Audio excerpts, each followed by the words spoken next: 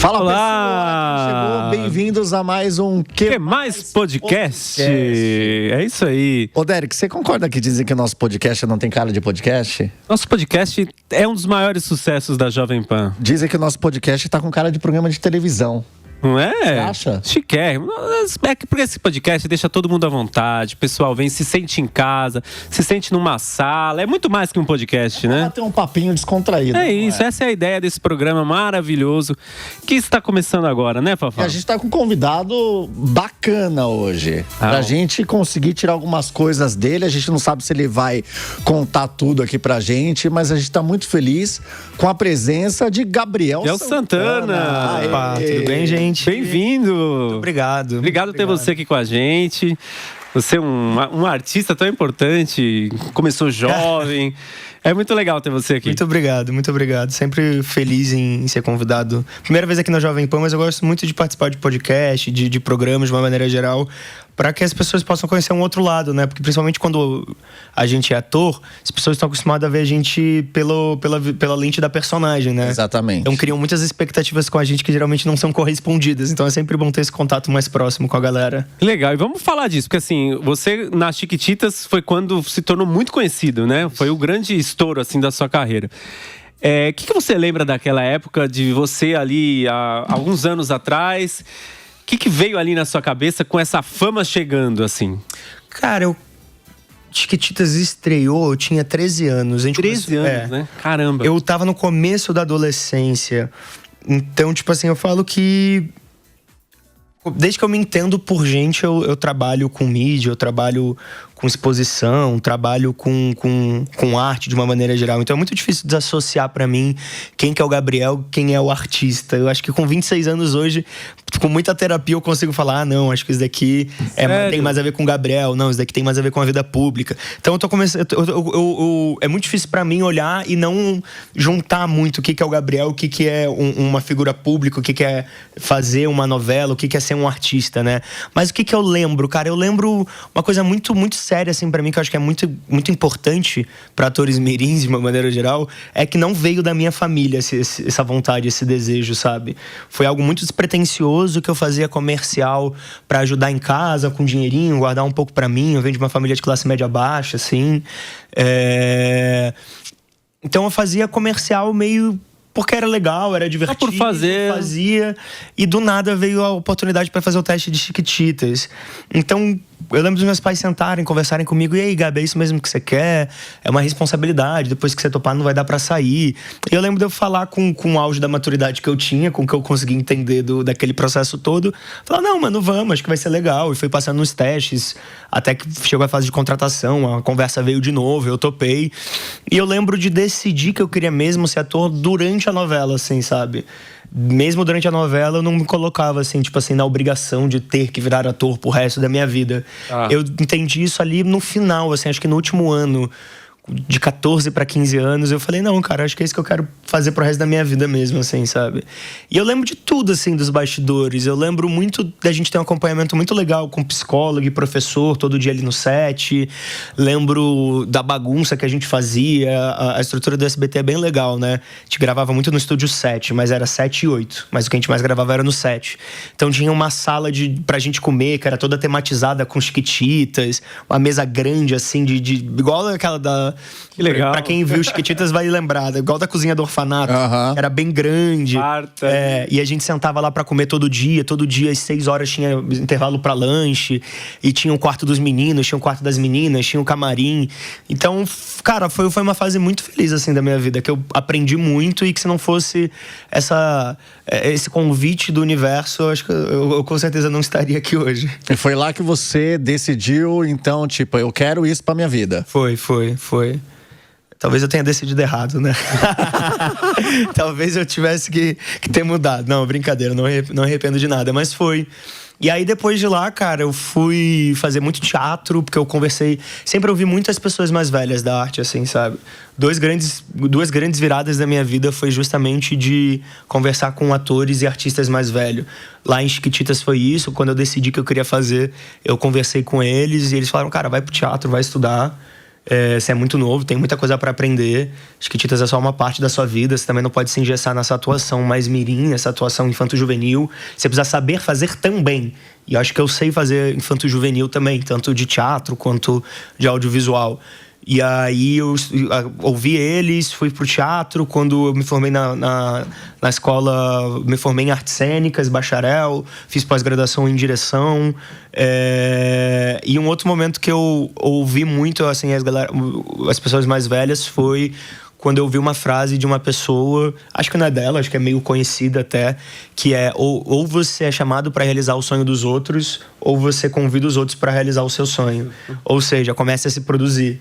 É muito legal ser chamado para fazer uma novela, um filme, uma coisa midiática legal, que nem um filme que está em cartaz agora do Hungria. Vamos falar dele já. Vamos falar. Mas é muito legal quando você pega um projeto do zero, idealiza, entende cada personagem, como é que você vai correr atrás de captação, corre atrás, consegue o dinheiro, sabe toda a dificuldade de conseguir colocar um projeto em pé e ver, assim, um filho criado, sabe, jogado no mundo. E foi quando eu comecei, quando eu abri minha produtora, há uns 3, 4 anos atrás, e hoje eu tenho começado a colher os frutos dessa produtora, assim, de conseguir realizar com mais facilidade meus projetos. Então, hoje, eu vi alguns... Ontem, antes de eu dormir, eu dei uma stalkeada em você legal. E tem um post seu lá que você fala sobre realização. Então, hoje você se diz realizado? Eu acho que Cara, que loucura isso. Porque realização é algo muito subjetivo, né? Acho que eu tive grandes períodos da minha vida que eu tava em grandes projetos e não necessariamente eu tava realizado. Porque tem sempre essa ânsia, né, do artista. Como a gente é autônomo, a gente não tem contrato fixo, a gente sempre fica pensando no próximo trabalho. Ufa, consegui um trabalho, mas e o próximo? E o próximo? E o próximo? E aí eu me vi em vários momentos da minha vida em grandes produções, em projetos que eu tava ganhando super bem e já tava, não, mas eu tenho que pensar na próxima coisa, eu tenho que pensar... E eu acho que esse lugar da produção me trouxe um pé no chão, me trouxe um lugar de... Eu tô muito longe de realizar todos os projetos que eu quero, mas eu tô me vendo tão dentro dos processos de conseguir chegar onde eu quero, que isso me traz uma satisfação muito grande, me deixa realizado. De entender, cara, eu tô muito perdido, eu tenho muito trabalho pra fazer com pouca gente. Tô tendo que assumir função de diretor, de roteirista. A gente sabe bem o que é isso, Gabriel. E eu tô tão longe do que eu quero, mas eu tô tão dentro do meu propósito, eu tô tão caminhando degrau a degrau, colocando tijolinho por tijolinho, que isso me deixa muito mais feliz do que vários momentos que eu tava no ar, ganhando muito mais dinheiro do que eu ganho hoje. Mas eu tava com essa ansiedade de o próximo, e agora com a próxima novela, o próximo personagem. E eu acho que hoje eu tô bem feliz, tô realizado. Você tá realizado? Tô. Então isso é bom. Mas é porque isso eu acho que é é muito instável, né? Você acorda de um jeito errado, você ouve um não diferente e parece que o mundo acabou. Acho que o artista entende bem essa frustração do dia a dia, mas eu diria que sim, tô num momento muito feliz da minha vida. Isso é bom, isso é bom. Eu acho que é uma coisa de caminhada, porque você começou na frente das câmeras, né? Aí, como você fala, agora você abriu a sua produtora, abriu o seu negócio e você tá agora no backstage, também correndo no backstage, atrás das coisas. Quais as maiores dificuldades que você vê nisso? Cara, eu acho que essa é a dificuldade de qualquer profissão que você vai fazer. Qualquer profissão. A mesma da atuação, é a mesma da produção, é a mesma da direção, é a mesma de provavelmente qualquer outra profissão que não seja ligada ao meio artístico. É networking. Para você fazer seu projeto, você pode ter a melhor ideia do mundo. Se você não consegue alguém para acreditar, pessoas, um time para confiar no projeto junto com você, ou alguém para colocar o dinheiro, uma ideia boa fica no papel, né? E acho que minha carreira artística abriu, sim, muitas facilidades de eu chegar para começar a realizar meus projetos. Mas, cara, eu passei uns 2, 3 anos indo em 1 milhão de eventos, conversando com um monte de gente que eu trabalhei para começar a pensar nesse ano a ter mais facilidade de alcançar meus projetos. E eu acho que isso é um puta privilégio, né? Porque quem tem 2, 3 anos para ficar correndo atrás e fazendo networking e entendendo como é que funciona o game, né? E mesmo eu tendo muito privilégio, eu vejo o quanto é difícil colocar o projeto que você gosta de pé. E eu falo disso e eu vejo pessoas muito maiores que eu com a mesma dificuldade.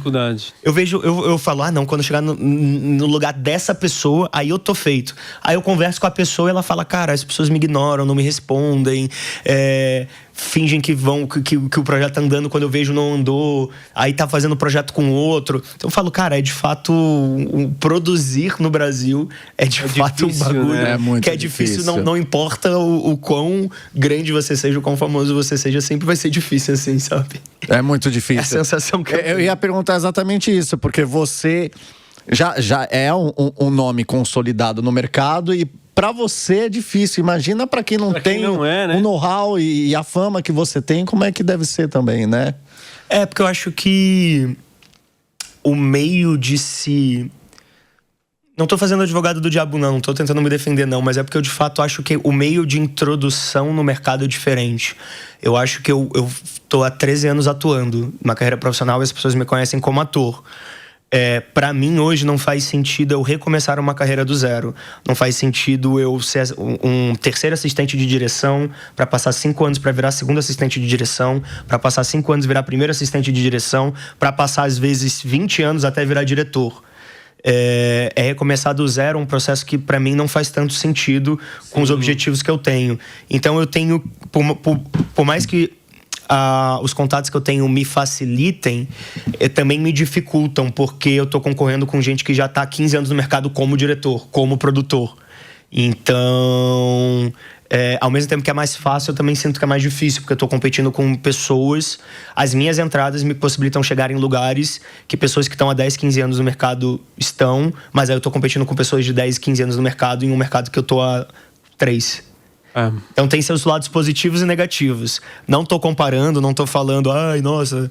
É isso, cada um tem suas dificuldades. Eu sei o quanto eu ralei também para construir minha carreira como ator, o quanto eu tive que abdicar de coisas, o quanto eu pensei na minha carreira e na minha imagem ao longo desses 13 anos, as pessoas que eu me conectei para chegar aqui. Então acho que é isso, acho que é uma visão diferente de como eu me introduzo, pessoas que eu tô concorrendo, que eu entendo um grande privilégio, mas também sei o quão difícil é. Você, nesses 13 anos de carreira, tem alguma coisa que você se arrepende de ter feito? Que eu me arrependa?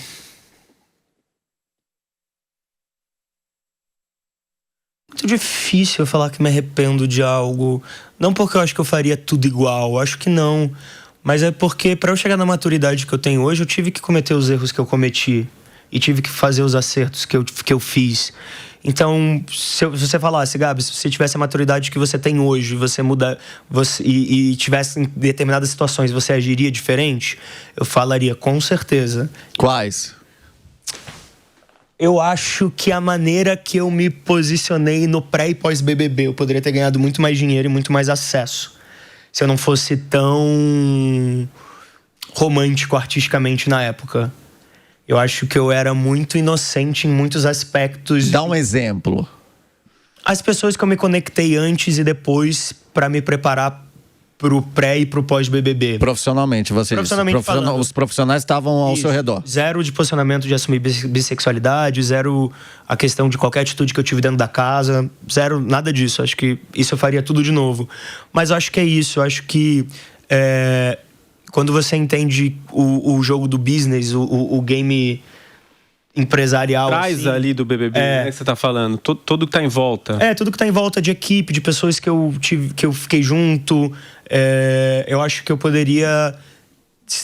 Eu gosto muito do momento da carreira que eu tô, mas acho que eu poderia ter mais facilidades do que eu tenho hoje. Então você acha que o BBB pra você não rendeu? Não, rendeu, mas é porque a questão é, quando você... Não, eu digo em relação aos profissionais que se cercaram. Poderia ter rendido mais pra você. Financeiramente e em posicionamento midiático, acho que eu poderia estar melhor. É isso. E a sua participação no BBB? Você se arrepende de alguma coisa? Nada, cara. Eu acho que eu fui muito eu. Acho que eu hoje na terapia... vendo muito das coisas que eu fiz no BBB, eu falo, nossa, se eu tivesse a maturidade que eu tenho hoje, eu faria diferente. Mas com a maturidade que eu tinha na época, eu acho que eu fui muito legal. Porra, cara, eu respeitei todo mundo, eu joguei o game, acho que as pessoas... Eu entendo as pessoas me olharem como planta no BBB, mas na minha cabeça eu fui muito legal, sabe? Eu tratei todo mundo bem. Quando eu discordava de alguém, eu falava na cara da pessoa o que eu achava. Respeitava ela pensar diferente de mim. E arquitetei plano, joguei. Eu só fui pro paredão por conta de por conta do poder da semana Coringa. Se não fosse o poder Coringa da semana, eu ainda ia passar, tipo, umas 3, 4 semanas sem ir pro paredão. Então, acho que não me arrependo de nada do que eu fiz lá dentro. Hoje, com a maturidade que eu tenho desse mundo do business, do game como um todo, acho que eu seria um pouco menos ingênuo. Mas era a ingenuidade que eu tinha na época, eu acho que aquilo serviu de alguma forma. Serviu também ali no jogo. Mas é porque você foi muito educado também lá dentro, né? Você foi muito certinho, assim, né? Aí as pessoas confundem as pessoas que são muito educadas com as plantas. Porque não dá atrito com ninguém, não tem ali que colocar no VT do dia, não vai aparecendo muito no programa, né? Ô, Gabriel, como é que você foi parar lá? No BBB, eu tinha acabado de gravar Pantanal. Vamos falar disso daqui a pouco. Eu terminei de gravar Pantanal no dia do meu aniversário, dia 27 de setembro de 2022. Acho que a gravação foi até 2 de outubro, alguma coisa assim. Mas eu tava terminando de gravar e aquele burburinho de sempre. Acabou uma produção... Aí você, o que eu vou fazer agora? O que eu vou fazer agora? Uma galera já fazendo teste, uma galera já contratada. E eu, ai meu Deus, eu quero fazer alguma coisa. E aí um produtor da Globo, que acho que eu não posso falar o nome, mandou uma mensagem pra mim. Falou, Gabi, sou produtor aqui da casa. Tem um projeto super legal que a gente queria falar com você. Super...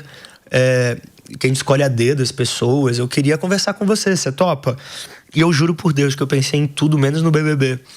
Pensei, será que vai chamar pra apresentar alguma coisa, algum quadro dentro de alguma coisa? Ou será que é uma série da Globoplay, uma novela? Mas se for novela, por que tanto critério assim? Nossa, mas espero que seja uma novela. Tá dando super certo Pantanal aqui. E aí eu fui pra essa reunião esperando tudo menos o BBB. E o Rafa... Não falei o sobrenome. E aí o produtor chegou e falou, não, é o BBB e tal, a gente pensou em você. Você topa fazer? E é muito louco, tipo assim, eu acredito muito na espiritualidade. E meu sonho nunca tinha sido ir pro BBB. Eu sempre gostei de assistir, mas meu sonho nunca foi estar lá. E aí eu lembro que naquele ano eu tive 3 sonhos de que eu tava no BBB. Mentira. Eu sonhei 3 vezes que eu tava no BBB. E mesmo assim não foi um lugar de tipo assim, eu sonhei que vou pro BBB. Era... Simplesmente sonhei e ok, engraçadinho. E aí quando ele me chamou eu falei, nossa, não é possível, cara, que loucura do universo. Você sonhou sem saber ainda. Sem saber, depois veio a notícia.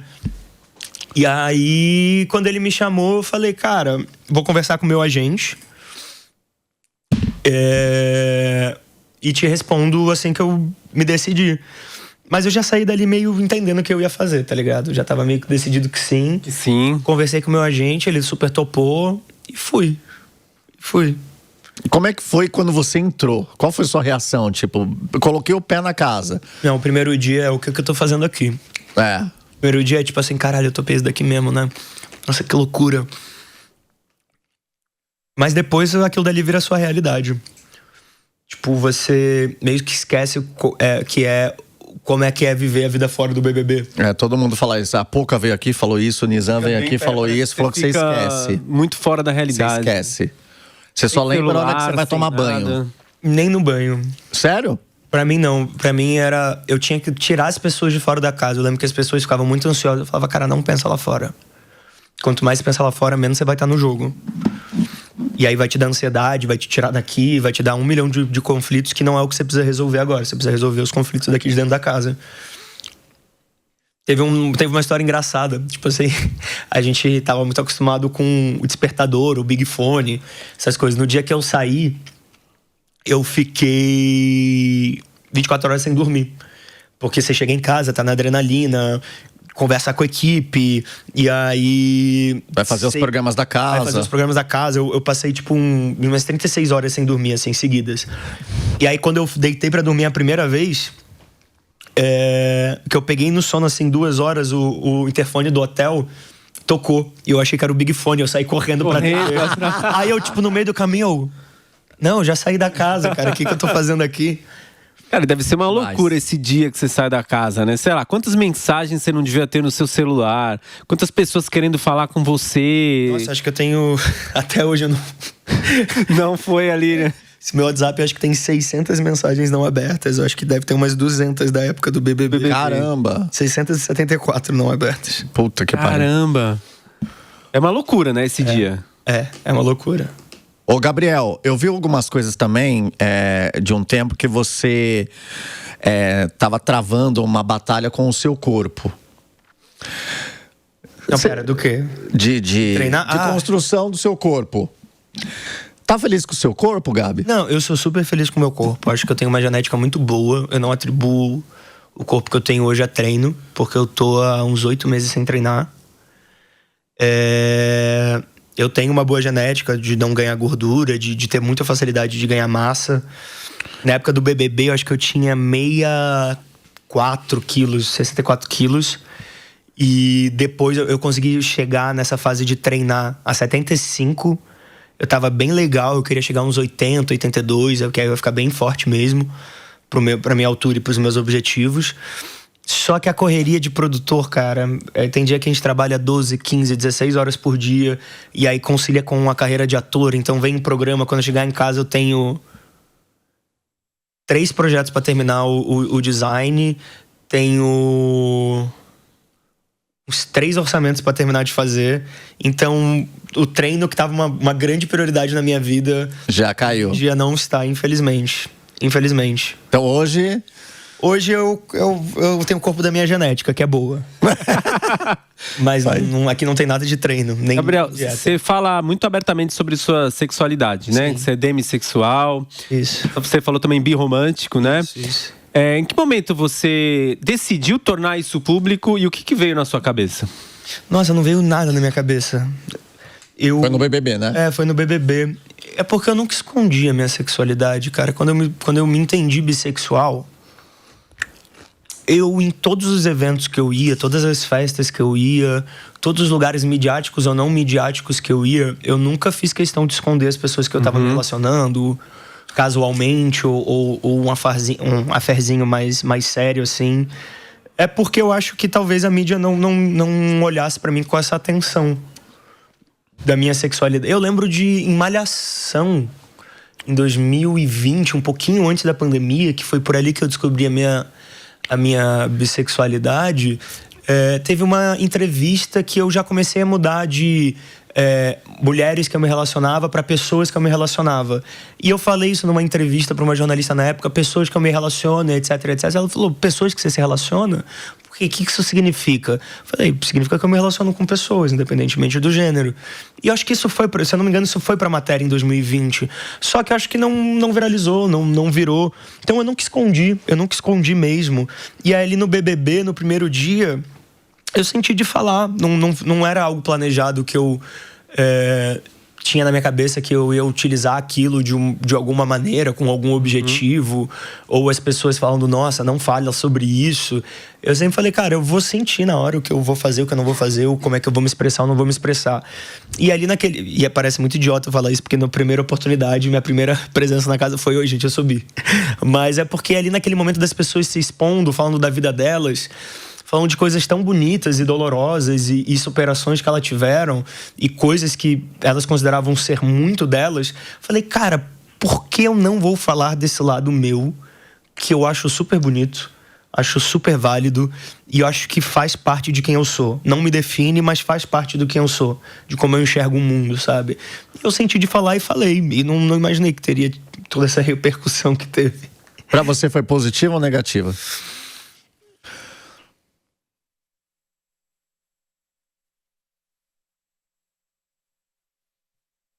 Acho que não existe uma coisa que seja 100% positiva ou 100% negativa.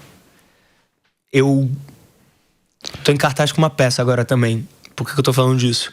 Porque no final da peça, teve um casal de meninos que chegou em mim e um dos meninos falou, cara, queria dizer que eu te admiro muito, porque foi quando você assumiu sua bissexualidade no BBB que eu tive coragem de me assumir pra minha família. Então, eu acho que isso tem um peso simbólico e artístico pra mim tão grande toda vez que alguém chega pra mim e fala isso. Porque não é a primeira vez. Quando eu saí do BBB, muita gente me parava pra falar isso. Então, eu acho que a gente tem que aprender a bancar o artista que a gente quer ser. E ser artista é ser contraditório. Porque você muitas vezes vai ter que escolher o que é mais midiático, mas você não pode deixar de ser quem você é e o que você acredita. Falando comercialmente, em termos de dinheiro, claramente isso me afeta negativamente. Mas eu não sou artista principalmente por conta do dinheiro. Você disse que isso te afetou naquele tempo ou te afeta ainda hoje? Até hoje, com certeza. Até hoje. Você acha? Com certeza. Isso é inegável. Mas aonde você vê esse problema? Assim, onde te gerou problema isso? Contratos. Então, aí. Vou chegar lá, mas acho que pra chegar nessa parte, porque senão eu acho muito simplista falar isso é bom, isso é ruim. Eu acho que é complexo, não existe nada que seja ou uma coisa ou outra. E aí eu acho que é isso, tem uma grande gratificação das pessoas, primeiramente, de eu me sentir livre para poder me expressar da maneira que eu quiser. Isso acho que não tem preço, em primeiro lugar. Segundo lugar, entender o quanto você tá afetando as pessoas, tanto positivamente ou negativamente. Porque se eu incomodo alguém com a minha sexualidade, isso diz muito mais sobre a pessoa do que sobre mim. Claro. E aí é uma oportunidade sua de entender o como e por que isso te afeta. Cada um vai saber como, o porquê. E porque eu acredito nisso, que a arte é mais do que a pessoa mais famosa ou menos famosa, que ganha mais dinheiro ou menos dinheiro. Acho que muitos artistas ao longo da história morreram sem fama. E hoje a gente olha grandes pintores e fala, cara, esse cara revolucionou. E morreu sem ter vendido um quadro, entendeu? Então, quando você olha um arquétipo de um galã no Brasil, você não cabe no imaginário do Brasil como um todo, no Brasil inteiro, não cabe o imaginário do galã bissexual ou gay. A galã a nível nacional. Não cabe. Pode tentar me convencer da maneira que for. Eu acho que isso é muito refletido na diminuição dos papéis que eu sou convidado a fazer de uma maneira geral. E segundo, na diminuição de papéis onde eu não seja testado para ser uma personagem LGBTQIA+. Sem partir pro caricato. Sem partir porque tipo assim, personagens héteros têm complexidade na dramaturgia brasileira. Eles têm família, eles têm problemas que não são a sexualidade deles. Um personagem LGBT, 95% das vezes... É o caricato. A história por trás da personagem é sobre a sexualidade dele. Então isso diminui a profundidade dramatúrgica que aquele papel se propõe a debater na sociedade. Então isso é muito legal por muitos aspectos, porque agora que as pessoas sabem que eu sou bissexual, elas me chamam para interpretar personagens LGBTQIA+, o que é muito legal para mim. Fico muito feliz e muito grato em poder fazer personagens LGBTQIA+, mas primeiro me restringe muito mais a esse tipo de personagem, e segundo... quem ganha mais não é o personagem LGBT, porque o LGBT geralmente não é protagonista, né? Quem ganha mais é o galã, que vai ter várias coisas ali dentro do personagem dele. Vai ser sobre depressão, vai ser sobre relacionamento familiar, vai ser sobre autoestima, vai ser sobre várias camadas do que é ser um ser humano. E personagens LGBT geralmente não, são muito mais estereotipadas.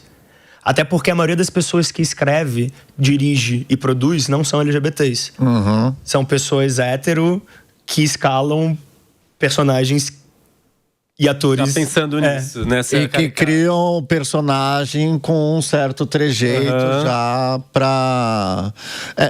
É um ponto, Gabriel, que a gente não vê, tipo, personagens da comunidade...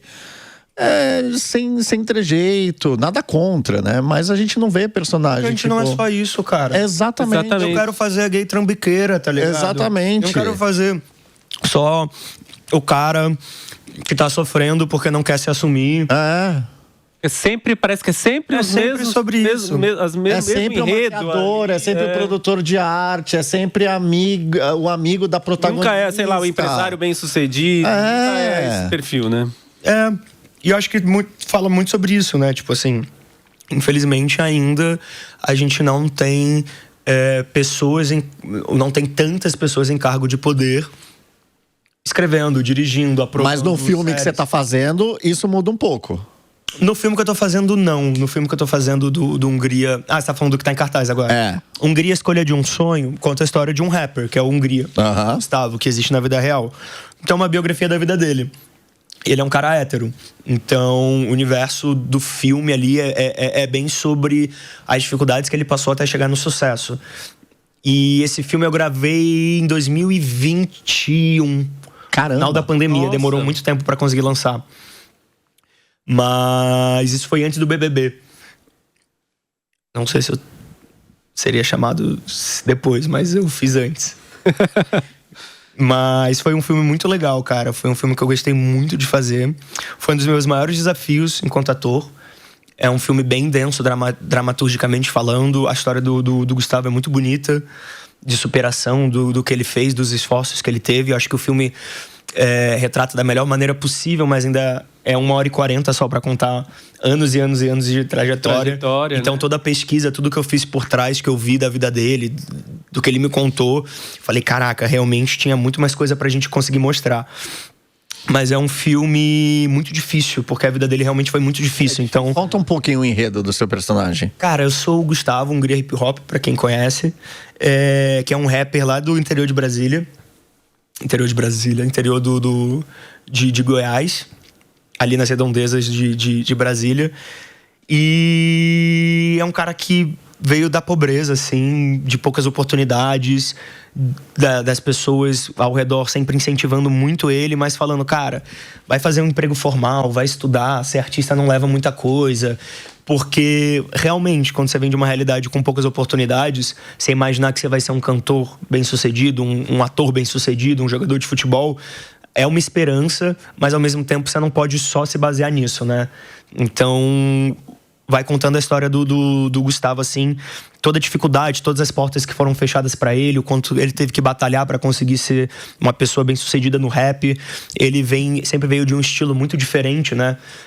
De rap, porque... Principalmente até quando ele começou a estourar, o rap sempre foi um lugar muito dominado pelo boom bap, que é um estilo específico do rap. E ele sempre veio num lugar muito mais de trap e ostentação. Mas não essa ostentação do funk paulista que a gente tá acostumado. Uma ostentação muito caracterizada pela vivência das pessoas da cidade, da região que ele morava. Então, ele sempre foi muito criticado pela cena do rap, principalmente na época antes dele estourar, porque ele falava, cara, eu não quero legal... Inclusive, ele é muito amigo do Mano Brown. Legal, admiro muito Racionais. É uma puta referência pra mim. Mas eu não quero falar só disso. Eu acho que eu quero falar dos meus sonhos. Eu quero falar o que eu quero conquistar. Onde eu quero que minha família esteja viajando no final do ano. O que eu quero comprar também. Uma vibe bem diferente da ostentação do funk paulista, tá, gente? Cuidado pra não confundir. Só ouvindo e conhecendo pra saber mesmo. Então, ele sempre foi muito criticado e ele conseguiu vencer essa barreira. E hoje ele faz de tudo, cara. Ele já tem coisa de pagode, ele tem rap, canta pop. Ele se diversificou bastante, assim, em Hungria. Eu acho ele um puta poeta, assim. Você pega as músicas dele, a sensibilidade que ele tem é algo muito admirável mesmo. Legal. E esse filme novo que você tá rodando? E o filme que você tá fazendo? Você é um jogador? Qual é? Ah, não, pera. Vida de Jogador é uma série minha da Disney Plus. Isso, é a série. Que Vida de Jogador. Estreou em 2000... Vida de Jogador? Não, é Jogo Cruzado. Vida de Jogador é o primeiro nome. Aí mudou pra Jogo Cruzado, eu acho. Jogo Cruzado. Porque às vezes a série muda, né? No decorrer das gravações ou dos ensaios, muda o nome, muda muita coisa. E aí eu, às vezes, confundo. Mas Jogo Cruzado. Jogo Cruzado. É que você faz com o Loreto? Isso, que eu faço personagem de jogador de futebol. Essa é uma série da Disney Plus que estreou em 2024 ou 25. Final de 24, começo de 25. E aí eu faço personagem que é um jogador de futebol, a promessa do time da ficção, que se chama Fenícios. E era como se fosse Bebeto e Romário, assim. Uma dupla muito boa. Só que aí o Loreto, o jogador dele, tem um problema no coração. Ele tem que parar de jogar. E aí é um Bebeto sem Romário. Então, conta a história dele tendo que sustentar todo o time, assim, em peso no campo, em toda a dificuldade que se tem, a pressão de se ter um jogador, ainda com a camada mais de que ele é uma pessoa LGBTQIAPN+, e a vida pessoal dele começa a atrapalhar o desempenho dele no campo porque ele tá brigado com o namorado. Nossa, eu tô contando... Acho que eu tô contando o 6º episódio. Ó, o spoiler! Eu tô contando o 6º episódio já. E aí a trajetória dele é sobre isso, sobre um jogador de futebol que tem a pressão de ser a estrela do time, porque a antiga estrela saiu. E tá com dificuldade de manter o desempenho dele em campo, porque tá com dificuldades amorosas na vida pessoal. Mas ninguém sabe que ele é gay. Descobre no 6º episódio, então se você for assistir, já vai saber disso. É o spoiler aqui. Mais um campo de atuação profissional que as pessoas não podem se assumir. No campo do futebol, porque essa questão muito de difícil, muito ser gay no difícil. futebol é muito difícil. Né? Muito difícil, cara. Muito preconceito. Você teve laboratório com alguém? Não precisa falar o nome. Não, o Loreto fez laboratório por ele. Ele conversou com muitos jogadores de futebol, saiu com muitos jogadores de futebol. Mas eu não cheguei a fazer, não. Foi só a preparação do projeto mesmo, com o preparador de elenco. Você não teve ninguém ali que você, fez laboratório de fato ali? Algum jogador que tá no armário, que mas não pode sair? Mas é porque não chega essa informação na gente. Chega. Eu não sou tão antenado. Você procura, Gabi. Então, depois, pra segunda temporada, você me conta quem é que eu vou fazer o laboratório. Mas, na época, nem a produção, nem eu sabíamos alguém que tava em campo ainda. E... A gente sabe que tem o presidente do Bahia, que é um cara assumidamente gay. E o Richarlison. Que eu vim a conhecer ano passado. Mas de outros jogadores, eu realmente nunca soube de boatos, fofocas ou me confidencializaram nada. E a produção também não sabia. Ô, Gabi, quais são os seus próximos projetos? O que você tá com vontade de fazer? E emendando a pergunta, o que você ainda não fez? Porque você já apresentou, você atua, você já teve experiência na parte musical, você já gravou disco. O que você não fez hoje? Você tem vontade de fazer, né? Cara, eu não posso falar sobre esse projeto porque não tá confirmado. Não é nem porque eu já assinei o contrato, é porque se eu falar aqui e ano que vem não acontecer... Vai melar. Vai melar. Então...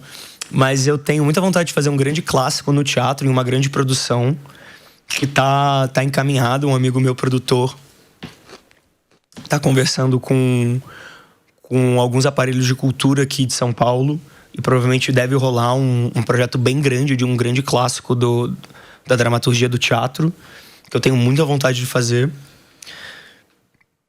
que eu vou ficar bem feliz se acontecer.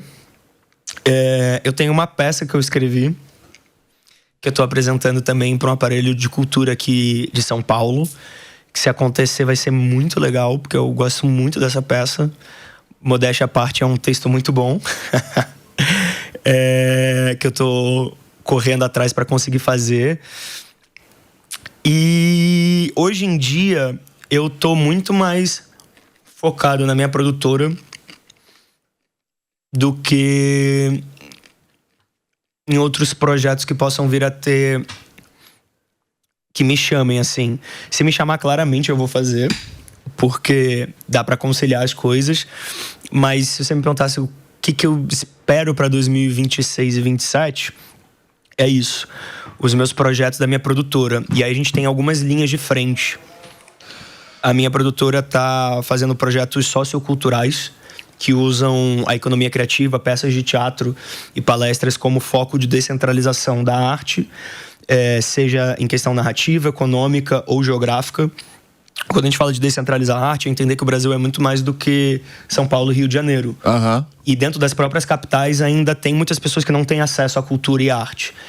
Então, descentralizar a arte em São Paulo, na cidade de São Paulo, por exemplo, é entender que a gente precisa dar acesso à cultura e à arte para pessoas que às vezes não moram na parte central de São Paulo. Então, ou trazer pessoas da periferia para ocupar os espaços centrais de São Paulo. Ou levar a cultura para os extremos. A cultura para os extremos. E aí isso é mais do que disponibilizar ingresso, né? É levar a cultura para eles ou trazer eles para a cultura através de caravanas e outros incentivos sociais. Quando a gente fala de centralizar economicamente, é justamente isso, cara. A gente sabe o quanto é difícil para muitos atores e artistas, cantores, músicos, sobreviverem o ano inteiro com a sua profissão. Eu consigo fazer isso há muito tempo, mas eu sou uma exceção, sabe? Então, fazer projetos tanto de profissionalização desses artistas, para tanto mapear esses artistas para os nossos projetos sociais, contratá-los também. Então a gente fala de descentralização econômica. E descentralização de narrativa é isso que a gente falou, né? Não adianta ter um projeto que fala sobre a comunidade LGBTQIA+, se o roteirista não é LGBT, se o diretor não é LGBT, se o produtor executivo não é LGBT.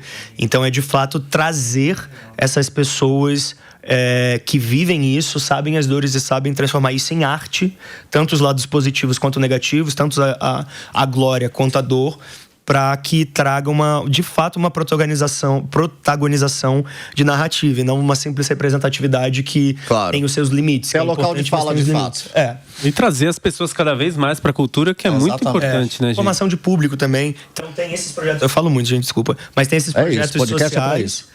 E tem os meus projetos também artísticos, né? Que eu quero desenvolver, conversando com alguns patrocinadores para fazer alguns projetos meus de peça, tanto da peça que eu escrevi, quanto de projetos de amigos meus que eu estou ajudando a viabilizar. Então acho que é isso, 2026 vai ser muito trabalho assim, de produção mesmo, de chão, de captar, de idealizar projeto, de achar e correr atrás para executar. Então 2026 e 27, que a gente já tá quase no meio, vai ser o ano do Gabriel produzir, é isso? Eu acho que 2026 vai ser o ano do Gabriel captar e 27 produzir. Boa. Legal. Gabi, obrigado por você ter vindo. Eu que agradeço. Foi muito legal ter você aqui. Passou rapidinho, mas foi maravilhoso o nosso papo, né? Gostei muito. Obrigado, gente. Volte quando você quiser divulgar alguma coisa, tiver com um projeto novo, as portas aqui da Jovem Pan estão abertas para você. Muito obrigado. E você que está assistindo a gente, não se esqueça de se inscrever nos nossos canais, @QueMaisPodcast no YouTube e o canal da Jovem Pan Entretenimento. Se inscreve, clica no sininho para toda semana acompanhar tudo que a gente está fazendo aqui. Entrevistas maravilhosas, né, Fafá? Toda quinta às 8 no YouTube e todo sábado, 11h30 da noite, na TV Jovem Pan. É isso, até a semana que vem. Tchau. Um beijo, tchau.